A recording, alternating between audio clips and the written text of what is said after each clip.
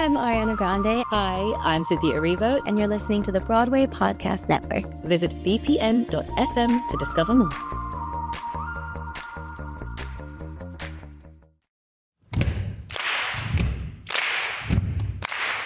When I bump into something that inspires me, I dump it in my spark file. Could be something that I want to make or how I want to be. I pump it in my spark file. I jump into my spark file. Let's open up the spark file.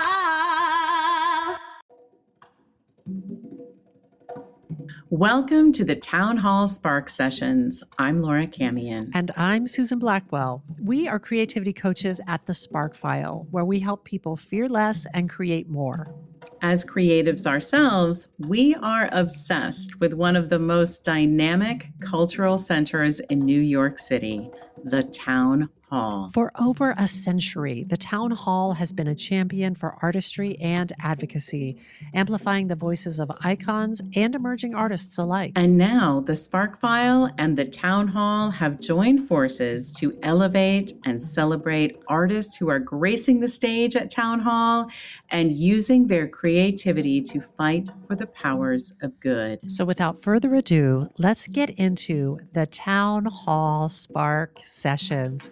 And Laura Camion, welcome to the first episode of the Town Hall Spark Sessions. I have got a great spark to kick it off in the form of Lin-Manuel Miranda. I'm so excited. As you well know, Laura, Lin is being honored at the upcoming Spring Shout at the Town Hall on May 19th. And you know that because you have been in it. Girl, I have been working on this show and I'm so excited because all of it benefits the incredible work of Town Hall. But the night of the Spring Shout itself that honors Lin-Manuel is going to be such an incredible combination of performances you would never expect, performances you've never seen, combinations and collaborations that are going to just surprise and delight. It's kind of one of those one night only in New York City. And if you missed it, you missed it and you are kicking yourself for that. I'm excited. So this conversation with Lin, we talk about, I didn't spoil, no spoilers. You didn't tell him anything? No surprises. Because he doesn't know. He doesn't know what he's about to see on stage. He really doesn't know, which is so fun. Oh, I'm so excited. We also go deep on the subject of creativity. And I have to say, I was very inspired by my conversation with Lin. And it really, when I left that conversation, it made me want to create and create and create. So, that's the best kind of conversation. Yeah, it was a goodie. That's what it's all about. Oh, I can't wait to hear it. All right, then, let's get into it with Lin-Manuel Miranda.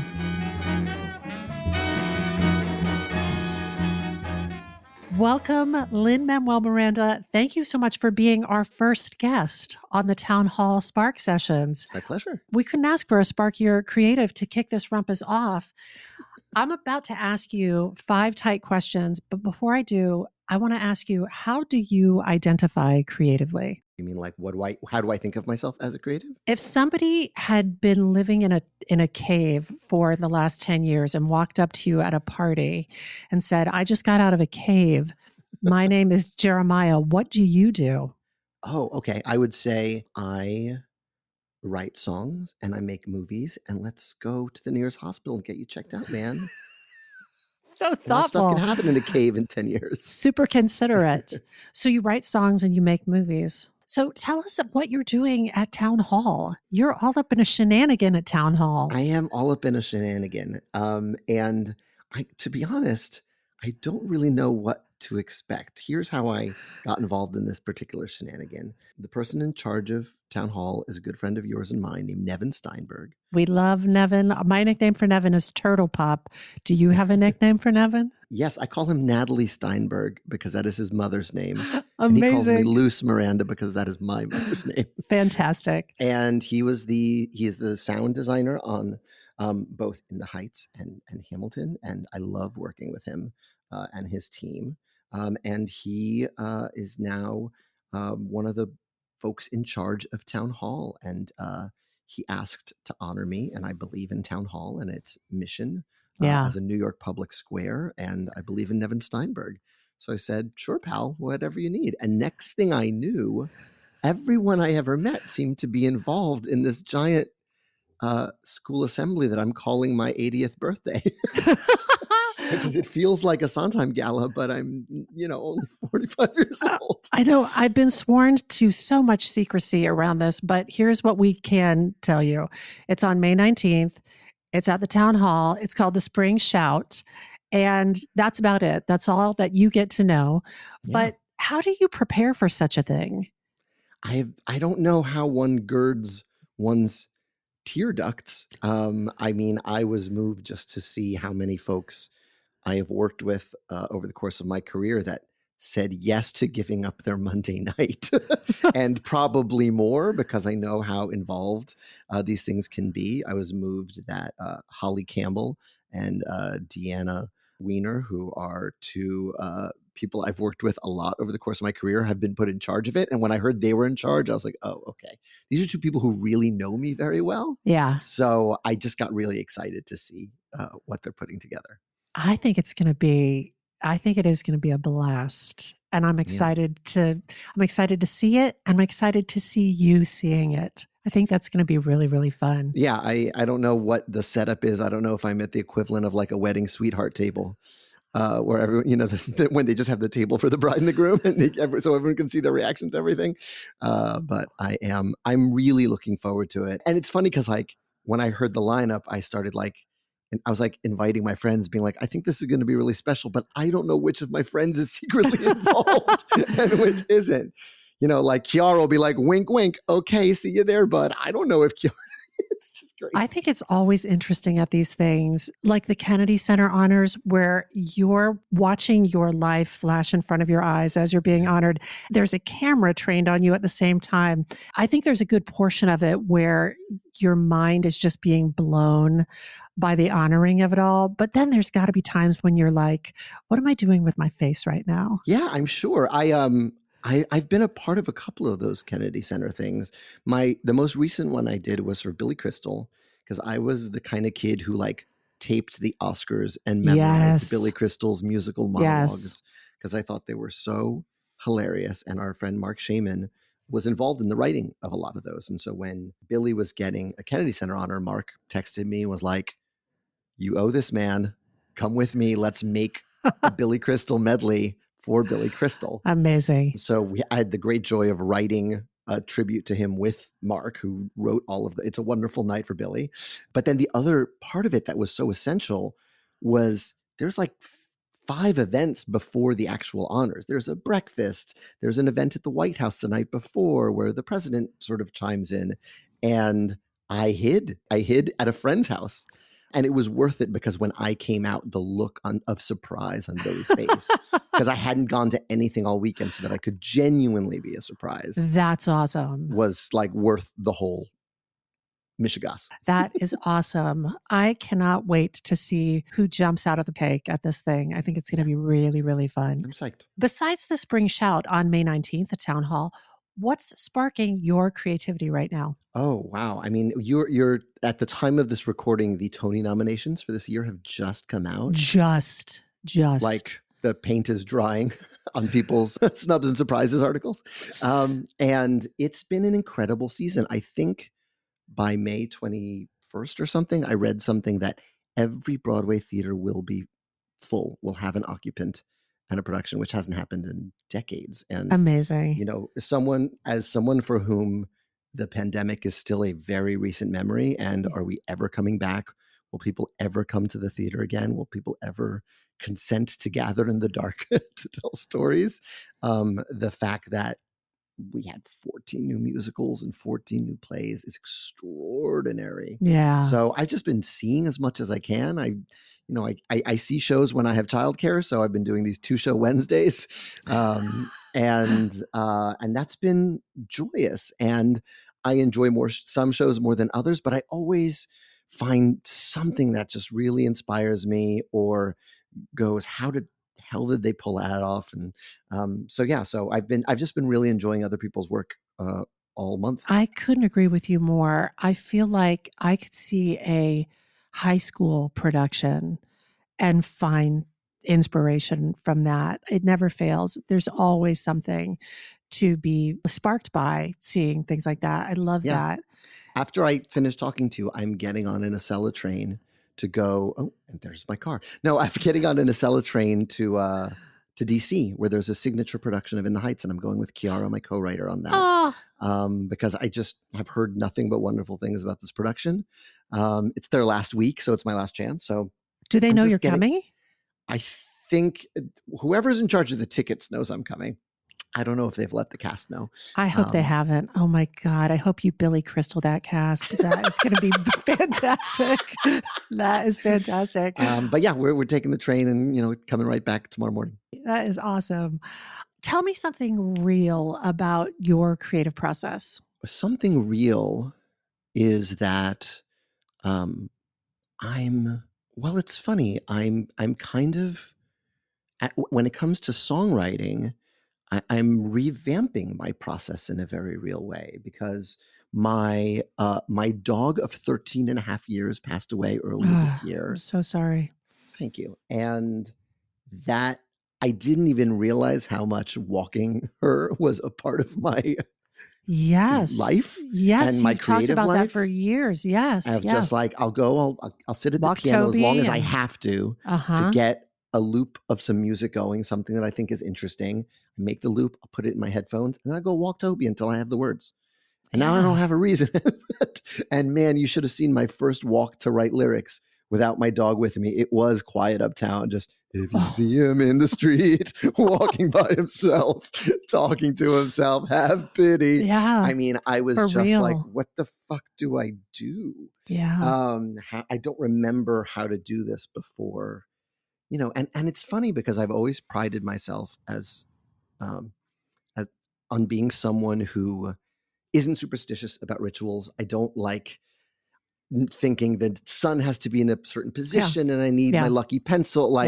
That is, I always try to get any of that stuff out of my system because I want to be able to write anywhere and everywhere. And for the most part, I do. But that's a ritual that snuck in because I just so love walking my dog. And anyone who writes who has a dog or a cat knows they're the ideal first audience. They just sit there and wait till you're done. You can pet them again. And it's like, it's lonely work.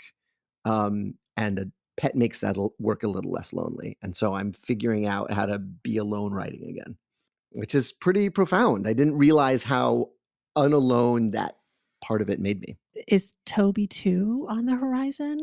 I think I'm going to wear black all year like an Italian widow, and just because I'm just getting used to it. I think if my kids get to a point where they're old enough and to help assume responsibility, that would be a conversation. But that was like a freak.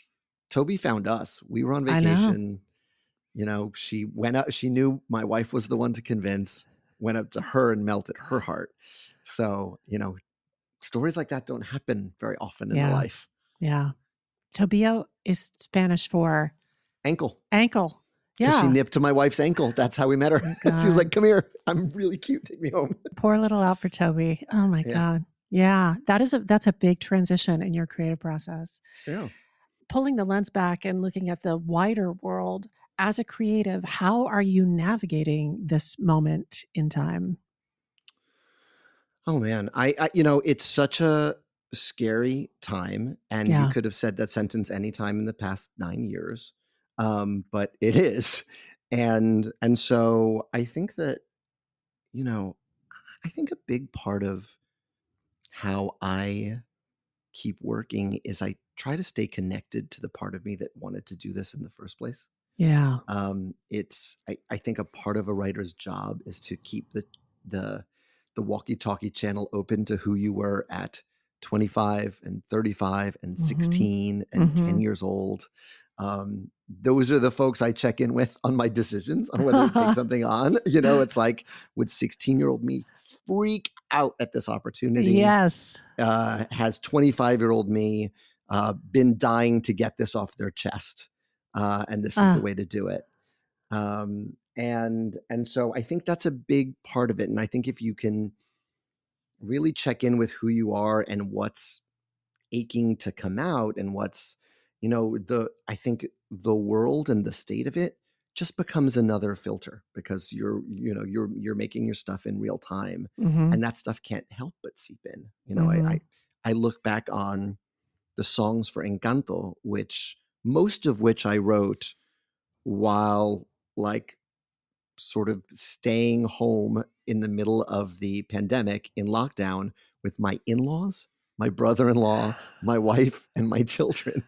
And there is, again, that was not the assignment, but there's an undercurrent in Luisa's song of how do I keep my family safe? Yeah. There's an undercurrent in We Don't Talk About Bruno of we're driving each other a little crazy and I don't know what I'm allowed to talk about in front of your mother. Yeah. The conversations we have in public together as a family, and then the side conversations that don't happen at dinner. All of that stuff was in the material, but I think there's a little extra sauce because that's really where I was. That's where I was in my life. Yeah. So with the things that are happening now, it's like that's sort of the things that are filtering into the groundwater. And I think that it's been interesting with Warriors, which is the latest batch of songs I released that I co-wrote with Issa Davis. And when I saw that movie when I was way too young to see it and didn't know why it kept nagging at me. And now looking back at the songs, I was like, these are about resilience. These are about survival. These are about how we survive in the world. And whether we're going to do it together or we're going to strike out and try to do it on our own. I think the thesis of it is the moment you try to strike out on your own when the world is like against you, you're done. And doing it together is the only way you're going to get to the other side of it. Love it. And love the great Issa Davis, who is an upcoming guest on this very podcast. Oh, wow. She is the absolute best. The best. Final question. You work really hard. You create so much. You're so committed to your creativity. What's it all for? What's it all for? I mean, that can change on the day as I'm writing it. I think I have a distinct memory of being very young, like not even a teenager young, and thinking, if I don't get these thoughts out of my head, no one's ever going to hear them. And an urgency of that. And I still feel very connected to this impulse I had when I was really young. I remember walking home by myself from the subway station and like looking up at the buildings and being like, and you get this, and there's a little solipsism involved, but it's a little of like, has anyone in the world seen this building from this angle the way I am seeing it? And it's my job to get it and give it to other people, and this very specific vantage point. And when you get a good idea for a song, when you get a good idea for a movie or a painting or I feel like my whole life has been training to like chase that urge because it dies if you don't get it out. Yeah. And so it's both a terrible urgency to write what's in me to write, whether that is a collaboration or stuff I've been carrying around like luggage all my life, and the patience to iterate those things I'm making so that the first draft is not what I share with the world. Yeah. It's like once you spit out the clay, you have to mold the clay. And that's come with time of like staying connected to the impulse while like perfecting what you've made so that the channel is clear between what you're feeling and what you want the audience to feel. I love that. And I love you. I love you too. And I'm so thankful for your time. And now we got to get you to your car, friend. I'm so excited to see you on May 19th at the Spring Shout, baby. Oh, so you're going to be there? Okay, that's another thing I know, which is great. I'll be there on May 19th, watching you, watching your life. Watching me, watching you. Thank you so much to our guest, Lin-Manuel Miranda, for joining us for the Town Hall Spark Sessions. And thanks to the team at the Town Hall who make all of this possible. The Town Hall and this episode of the Town Hall Spark Sessions were made on the lands of the Lenape people. If you'd like to learn more about the SparkFile creativity coaching and how we can support you as you clarify and accomplish your creative goals, visit thesparkfile.com and you can follow us on socials at The SparkFile. To learn more about the Town Hall and their exciting upcoming events, including the Spring Shout honoring Lin-Manuel Miranda on May 19th, go to thetownhall.org. Follow them at Town Hall NYC and visit them at 123 West 43rd Street in the heart of New York City. It's all happening at the Town Hall. If something you heard today inspired you to use your creativity for the powers of good, we are writing you a forever permission slip to make that thing that's been knocking at your door. It's your turn to take that spark and fan it into a flame. We're going to wrap the show with a time machine trip to Town Hall. This is the Town Hall Ensemble, recorded live at the Town Hall on October 22nd, 2017.